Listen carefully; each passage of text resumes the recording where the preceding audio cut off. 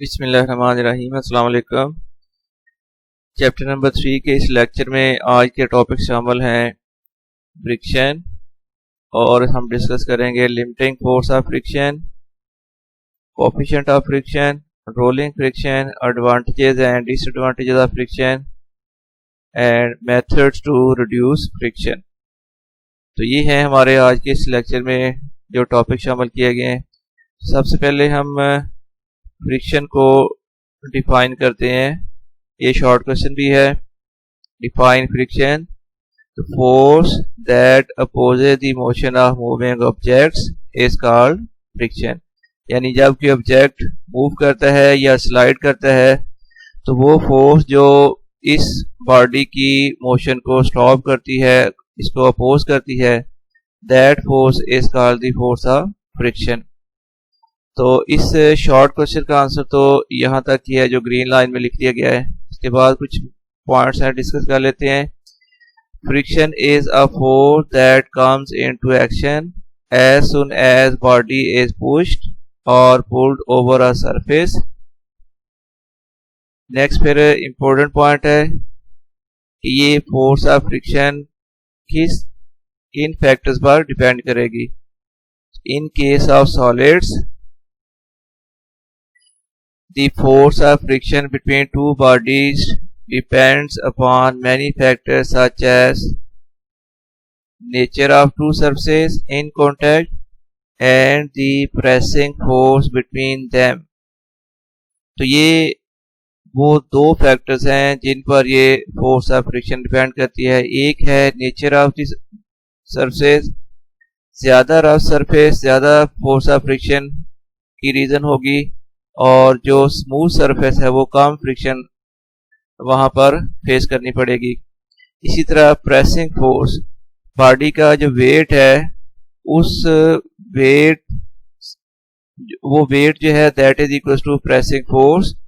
ये या किसी बॉडी को पर एक्सटर्नल फोर्स लगाकर उसको प्रेस किया जाता है, तो ये जो प्रेसिंग फोर्स है इस पर भी डिपेंड करती है फोर्स ऑफ फ्रिक्शन। अगर प्रेसिंग फोर्स आप इंक्रीज करोगे तो उससे फोर्स ऑफ फ्रिक्शन भी इंक्रीज हो जाएगी। तो rub your palm over different surfaces such as table, carpet, polish marble surface, you will find smoother is the surface, easier it is to move over the surface. यानी जैसे जैसे surface smooth होगी उसके ऊपर move करना ज्यादा easy होगा। Moreover, harder you press your palm over the surface, more difficult would it be to move। जैसे ही आप ज़्यादा फोर्स के साथ पाम को, अपनी हथेली को सरफेस के ऊपर प्रेस करोगे, वैसे ही इसको मूव करना फिर ज़्यादा मुश्किल हो जाएगा, क्योंकि प्रेसिंग फोर्स के इंक्रीज होने के साथ फोर्स ऑफ फ्रिक्शन भी इंक्रीज हो जाएगी। तो ये दो मेन पॉइंट्स है जो हमने हाईलाइट कर दिए। क्वेश्चन पॉसिबल हो सकता है on which factor the force of friction in solids depend.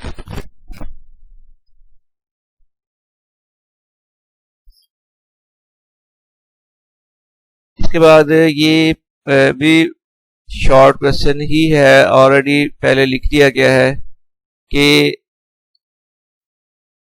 Y friction opposes motion, या ये क्वेश्चन आ सकता है what is the cause of the motion। इसका आंसर होगा no surface is perfectly smooth, a surface that appears smooth has pits and bumps। मतलब कि practically कोई भी सरफेस 100% स्मूथ नहीं है।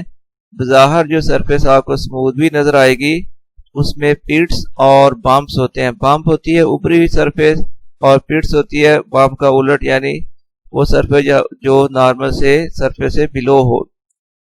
That can be seen under microscope. A magnified view of these smooth surfaces in contact show that gaps and contacts between them, the contact points between the two surfaces form a sort of cold weld। ये एक खास term इस्तेमाल हुई है यहाँ पर, cold weld. आप जानते हो कि वेल्ड जो है वो तो हीटअप करने से, मेटल्स को हीटअप करने से वेल्ड किया जाता है, लेकिन यहाँ पर अप्स और डाउन सरफेस की अगर लॉक हो जाती है तो इसको हम कहेंगे कोल्ड वेल्ड, यानी बगैर हीट अप किए हुए जो दो सरफेस के अप्स और डाउन्स यानी पिट्स और बम्प्स इंटरलॉक हो जाएंगे तो these form cold welds. These cold weld resist the surface from sliding over each other. इसका अगर क्वेश्चन आता है, ये ऑलरेडी लिखा हुआ है, तो इसका फिर आंसर मैं हाईलाइट कर देता हूं। क्या आपने लिखना है, no surface is perfectly smooth,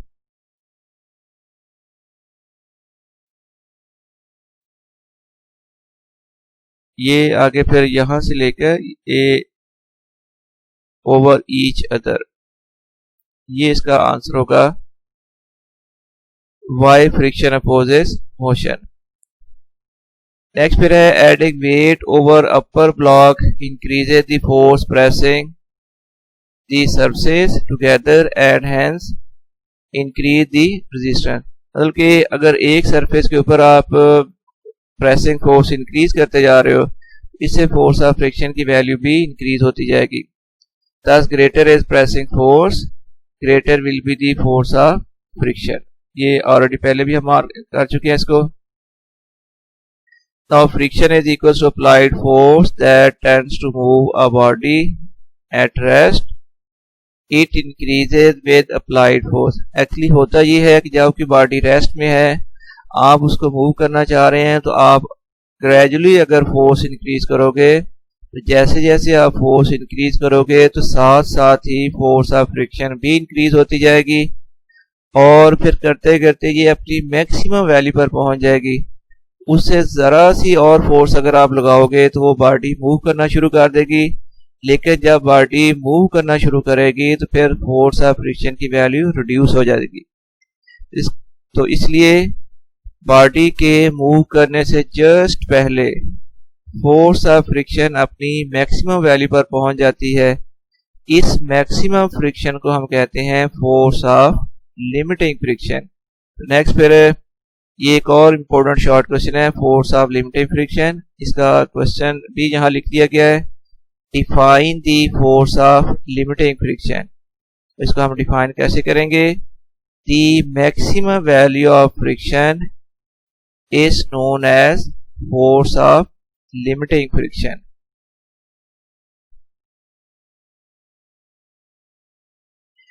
It depends on normal reaction यानी pressing force between the two surfaces in contact। दो surfaces के दरमियान जो pressing force है, जिसको normal force कहते हैं, ये maximum force of friction या limiting force of friction इस pressing force पर डिपेंड करेगी। तो ये इसकी एग्जैक्ट डेफिनेशन है, the maximum value of force of friction is known as force of limiting friction। ये इसकी है डेफिनेशन, यहां तक करोगे आप। और इसके बाद नेक्स्ट फिर आपने एक और इम्पोर्टेंट शॉर्ट क्वेश्चन है इसी से रिलेटेड, कोफिशिएंट ऑफ फ्रिक्शन। जैसे मैंने क्वेश्चन भी यहां मार्क कर दिया है, define the coefficient of friction. तो ये होती है ratio between force of limiting friction Fs and normal reaction is constant. This constant is called coefficient of friction and is represented as, देखिए Fs है इसमें फोर्स ऑफ लिमिटिंग फ्रिक्शन और R है normal reaction. एक बार normal reaction को फिर concept में क्लियर कर दूं, अगर एक बॉडी को किसी सरफेस के ऊपर रखा हुआ है, उस बॉडी का वेट डाउनवर्ड डायरेक्शन में एक्ट करेगा, ये एक्शन है, और इस वेट का जो रिएक्शन होगा that will be vertically upward. तो ये वर्टिकली अपवर्ड जो रिएक्शन होता है, इसको हम कहते हैं नॉर्मल रिएक्शन। तो फिर फोर्स ऑफ लिमिटिंग फ्रिक्शन और नॉर्मल रिएक्शन, इसकी रेशियो होती है कोफिशिएंट ऑफ फ्रिक्शन। तो दोबारा देख ले, ratio between force of limiting friction Fs and normal reaction R is constant. This constant is called coefficient of friction. तो कोफिशिएंट ऑफ फ्रिक्शन की रिप्रेजेंटेशन है म्यू, जो माइक्रो के लिए भी सिंबल यूज होती है। तो फिर म्यू इक्वल टू आ जाएगा Fs ओवर R। या अगर यहाँ से आप फ्रिक्शन कैलकुलेट करना चाहो तो वो आ जाएगी म्यू आर। और अब आपको पता है कि नॉर्मल रिएक्शन जो है वो वेट का रिएक्शन एक्चुअली होता है, तो ये नॉर्मल रिएक्शन की वैल्यू बॉडी के वेट के इक्वल होगी। If m is the mass of the block या body, then for horizontal surface normal reaction r equal हो जाएगा वेट। तो फिर Fs इक्वल बन जाएगा म्यू mg। ये फ्रिक्शन को कैलकुलेट करने के लिए रिलेशन या फार्मूला बन गया म्यू mg। म्यू जो है वो सरफेस के लिए फिक्स वैल्यू होती है और मल्टीप्लाइड हो जाएगा वेट ऑफ द बॉडी, और ये वेट ही बॉडी ऑफ द बॉडी जो that is equal to normal reaction. इसके बाद नेक्स्ट एक और इम्पोर्टेंट शॉर्ट क्वेश्चन आएगा, ये डिफाइन करना है हमने रोलिंग फ्रिक्शन। तो ये रोलिंग फ्रिक्शन जब कोई एक बॉडी किसी सरफेस के ऊपर रोल करे, घूमते हुए मूव करे, तो फिर जो फोर्स ऑफ फ्रिक्शन होगी that friction is called the rolling friction. तो ये भी शॉर्ट क्वेश्चन है, define rolling friction. The force that opposes the motion of a rolling body. तो वो फोर्स जो रोलिंग बॉडी की मोशन को अपोज करे on the surface is known as rolling friction और rolling resistance. The force that opposes the motion of a rolling body on a surface is known as rolling friction or rolling resistance. For example, a basketball rolls on the court will eventually come to rest because of rolling friction. एक ball को अगर आप role कर दे, move कर दें किसी surface के ऊपर या ग्राउंड सरफेस के ऊपर, कुछ टाइम के बाद वो बॉल जो है वो रुक जाएगी, वो रेस्ट में आ जाएगी। इस रेस्ट में आने की वजह है रोलिंग फ्रिक्शन, क्योंकि बार रोल डाउन हो रही थी सरफेस के ऊपर और वहां पर मौजूद थी रोलिंग फ्रिक्शन, और रोलिंग फ्रिक्शन की वजह से जो बॉल है वो रेस्ट में आ जाएगी। एक और फिर क्वेश्चन है एडवांटेजेस एंड डिसएडवांटेजेस। फ्रिक्शन के हमारे लिए कुछ एडवांटेजेस हैं और इसके साथ साथ इसके कुछ डिसएडवांटेजेस भी हैं। ये दोनों चीजें हम डिस्कस कर लेते हैं, पॉसिबली ये शॉर्ट क्वेश्चन में आ सकता है। तो पहले है disadvantages of friction. Short question मैंने लिख दिया है, write down disadvantages of friction. तो disadvantages of friction are, number 1, friction opposes the motion and thus limits the speed of moving objects. तो फ्रिक्शन जो है वो मोशन को अपोज करती है और इस फ्रिक्शन की वजह से मूविंग ऑब्जेक्ट की जो स्पीड है वो एक हद तक लिमिटेड हो जाती है, फर्दर उससे इंक्रीज नहीं किया जा सकता। नंबर 2 है most of the useful energy is lost as heat and sound due to friction between various moving parts. तो हमारी जो एनर्जी है, बड़ी यूजफुल एनर्जी और एक्सपेंसिव एनर्जी, फॉर एग्जांपल हम पेट्रोल डालकर अगर गाड़ी चला रहे हैं, उसमें से उस एनर्जी का बहुत सारा हिस्सा जो है वो फ्रिक्शन के अगेंस्ट ओवरकम करते हुए लॉस हो जाता है। नेक्स्ट फिर है friction causes wear and tear of moving parts. तो मूविंग पार्ट्स के दरमियान जब फोर्स ऑफ फ्रिक्शन होती है तो उस वजह से उनमें खराबी, उनमें टूट फूट का शिकार हो जाते हैं वो। तो ये तोड़ फोड़ का जो अमल है ये भी इसकी मेन कॉज जो है वो फोर्स ऑफ फ्रिक्शन है। नेक्स्ट फिर है फ्रिक्शन के सिर्फ हमें डिसएडवांटेजेस ही नहीं है, इसके हमारे लिए कुछ एडवांटेजेस भी हैं, अब वो भी डिस्कस कर लेते हैं। शॉर्ट क्वेश्चन मैंने लिख दिया है, write down advantages of friction. तो एडवांटेजेस ऑफ फ्रिक्शन आर,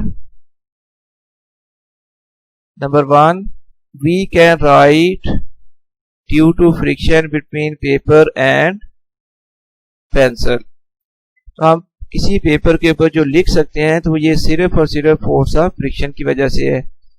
तो पेन या पेंसिल और पेपर के दरमियान फोर्स ऑफ फ्रिक्शन है जिस वजह से हम लिख सकते हैं, लेकिन अगर किसी वजह से पेपर के ऊपर ऑयल गिर जाए तो फिर ऑयल गिरे हुए पेपर के ऊपर हम नहीं लिख सकेंगे। उसकी वजह ये होगी कि वहां पर फोर्स ऑफ फ्रिक्शन मौजूद नहीं है। फिर सेकंड इसका एडवांटेज है, friction enables us to walk on the ground. तो हम जो ग्राउंड के ऊपर वॉक करते हैं, चल सकते हैं, तो ये भी फ्रिक्शन की वजह से है। एक्चुअली हम अपने फुट से ग्राउंड को बैकवर्ड डायरेक्शन में पुश करते हैं और फ्रिक्शन की वजह से हमें इसका रिएक्शन मिलता है और उस रिएक्शन जो फॉरवर्ड डायरेक्शन में होता है उस रिएक्शन की वजह से हम सरफेस के ऊपर मूव कर सकते हैं। नेक्स्ट है फिर we can stop moving vehicle due to friction by applying brakes. Number 4, birds can fly in air due to air friction. ये है इसके एडवांटेजेस। एक और फिर लॉन्ग क्वेश्चन है, बोर्ड में लॉन्ग क्वेश्चन आ चुका है, मेथड्स टू रिड्यूस फ्रिक्शन। जो बोर्ड में लॉन्ग क्वेश्चन आया था वो मैंने यहाँ पर लिख दिया है। Write down the methods to reduce friction, यानी वो कौन से मेथड्स हैं जिससे फ्रिक्शन को रिड्यूस किया जा सकता है। एक्चुअली हमारी एफर्ट ये होती है कि जब फ्रिक्शन की हमें रिक्वायरमेंट नहीं होती, फ्रिक्शन हमारे लिए कोई लॉसकारी होती है, फिर इसकी वैल्यू को मिनिमाइज करने की कोशिश की जाती है, रिड्यूस किया जाता है जहाँ तक पॉसिबल है।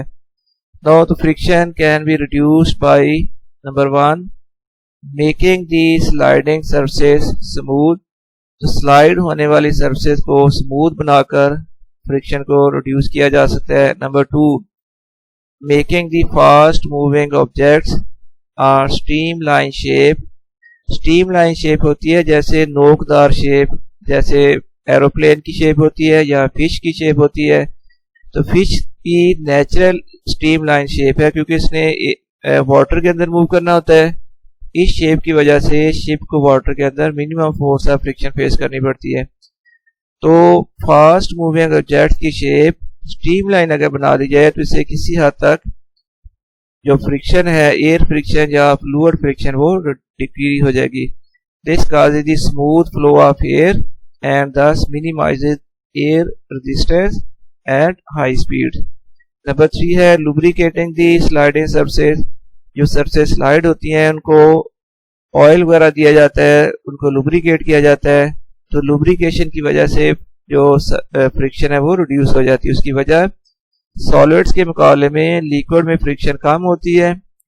जब हम सरफेस को लुब्रिकेट करते हैं तो एक्चुअली फिर दो सरफेस के दरमियान एक थिन लेयर ऑफ लिक्विड आ जाती है, लुब्रिकेटिंग मटेरियल की आ जाती है, जिस वजह से फ्रिक्शन को रिड्यूस किया जाता है। नंबर 4, यूजिंग बॉल बेरिंग्स और roller bearings because rolling friction is lesser than sliding friction.